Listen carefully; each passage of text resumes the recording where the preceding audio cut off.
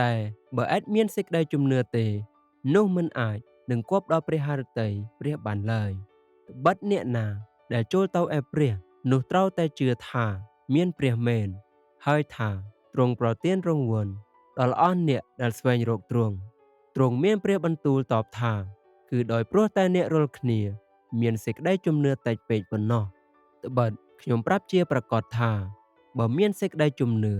ដូចគ្រាប់ពូជមួយយ៉ាងល្អិតនោះអ្នករាល់គ្នាអាចនឹងនិយាយទៅភ្នំនេះថាចូលរើចេញពីទីនេះទៅទីនោះចុះនោះនឹងបានដូច្នោះហើយក៏គ្មានការអ្វីដែលអ្នករាល់គ្នាធ្វើមិនកើតនោះទេរួចទ្រង់មានព្រះបន្ទូលថាហេតុអ្វីបានជាអ្នករាល់គ្នាភ័យដល់ម្លេះម្ដេចក៏គ្មានសេចក្តីជំនឿតែបើអ្នកណាបរិភោគទាំងសង្ស័យនោះមានទោសហើយពីព្រោះមិនបានបរិភោគដោយសេចក្តីជំនឿត្បិតការទាំងប៉ុន្មានដែលធ្វើដោយឥតមានសេចក្តីជំនឿ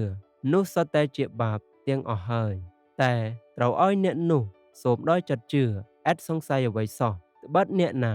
ដែលសង្ស័យនោះប្រៀបដូចជារលកសមុទ្រដែលត្រូវផាត់ដោយខ្យល់ទាំងរំពើកចុះឡើងទ្រង់មានព្រះបន្ទូលថាអោពួកអ្នកមានជំនឿតិចអើយហេតុអ្វីបានជាភ័យដូច្នេះរួចទ្រង់ក្រោកឡើងកំហែងដល់ខ្យល់និងសមុទ្រនោះក៏ស្ងប់ឈឹងអស់ទៅព្រះយេស៊ូវទ្រង់មានព្រះបន្ទូលថាខ្ញុំប្រាប់អ្នករាល់គ្នាជាប្រកាសថាបើមានសេចក្តីជំនឿ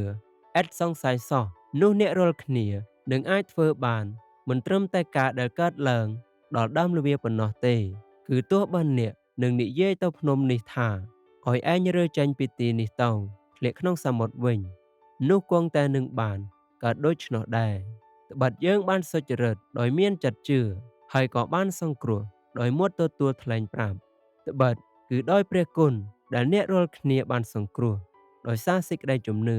ហើយសេចក្តីនោះក៏មិនមែនកើតពីអ្នករាល់គ្នាដែរគឺជាអំណោយទានរបស់ព្រះវិញក៏មិនមែនដោយការប្រព្រឹត្តដែរក្រែងអ្នកណាអួតខ្លួនប្រាកដមែនខ្ញុំប្រាប់អ្នករាល់គ្នាជាប្រកាសថាអ្នកណាដែលស្ដាប់ពាក្យខ្ញុំហើយជឿដល់ព្រះអង្គដែលចាត់ឲ្យខ្ញុំមកអ្នកនោះមានជីវិតដល់នៅអស់កលជានិច្ចហើយមិនដែលត្រូវជំនុំជម្រះឡើយគឺបានកន្លងហួសពីសេចក្តីស្លាប់ទៅដល់ជីវិតវិញបាត់ព្រះទ្រង់ស្រឡាញ់មនុស្សលោកដល់ម្លេះបានជាទ្រង់ប្រទានព្រះរាជបុត្រាទ្រង់តែមួយដើម្បីឲ្យអ្នកណាដែលជឿដល់ព្រះរាជបុត្រានោះមិនត្រូវវិនាសឡើយគឺឲ្យមានជីវិតអស់កលជានិច្ចវិញ